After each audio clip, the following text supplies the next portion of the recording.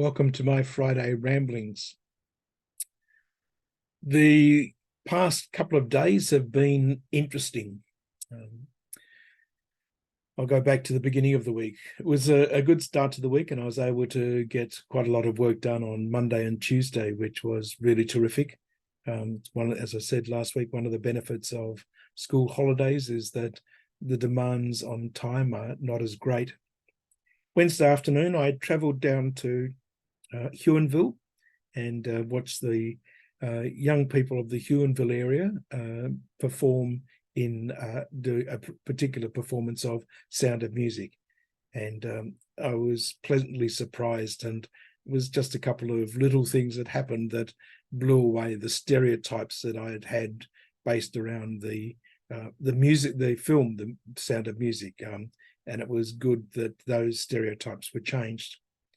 Thursday, I had a quiet morning, managed to do my Zoom call to the US. And then Thursday afternoon, I had a gathering down at Snug, a committee meeting at Snug. When I came home from Snug, there was a fellow walking out of the church grounds and looked a little bit suspicious, but I didn't immediately react. There was nothing around the house that seemed out of place, nothing around the church that seemed out of place, until I went to lock the church last night and found that someone had glued the locks, so you couldn't put a key into the locks because they were rendered useless, and found that there were 4 locks that had been effectively vandalized. 2 of them I've left at the moment because I can access the building from another point, and we can open those doors. But the 2 that I needed to get fixed were the doors to the church. So it was a call out to mobile locksmith, who came and repaired the doors last night. And then this morning I rang the people who do the master keying for those locks, and they'll come on Monday to do some work. Headed off to Mass over at St. Al's, the little church, and found that they had effectively vandalized those 2 locks on the door there, which meant that we couldn't have Mass because we couldn't get into church, and we had to wait for the locksmith to come. And so he had to replace both locks because we couldn't get at them any other way.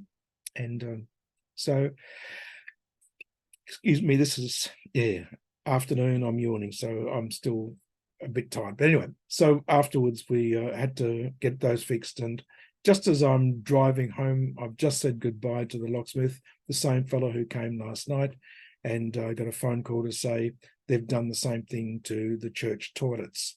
So I rang the locksmith immediately and said, is there any chance of you coming and fixing those 2 toilet locks? So he did, and so close to over $1,000 later, we now have doors and locks that actually work, hopefully for a little bit longer than just today. In the meantime, I contacted the police, and recognizing that there's not a lot they could do unless somebody actually had physical or video recordings of people behaving differently. But I found that the St. Clement's, the Anglican church, had at least one of their doors, one of their locks vandalized.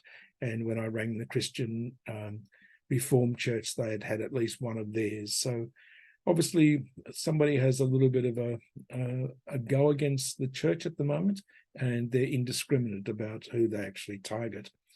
I can remember a few weeks ago, Father Mark Freeman from Belrive saying that all the locks at the church at Corpus Christi, and also Church of the Incarnation at Lindisfarne, had been damaged. So yeah, there's a little bit of a pattern there, but I'm just not sure what you can do about it. Tonight, I'm going to the opening performance of the Tennessee Williams play, The Glass Menagerie, being directed by one of our parishioners, Jeff Kevin, and I'm looking forward to that. So that's ramblings for this week, sneeze and all. Hopefully we'll be able to do something next week. Hopefully I'll have a little bit better information to share, but we'll see what happens. Otherwise, please take care and enjoy this weekend.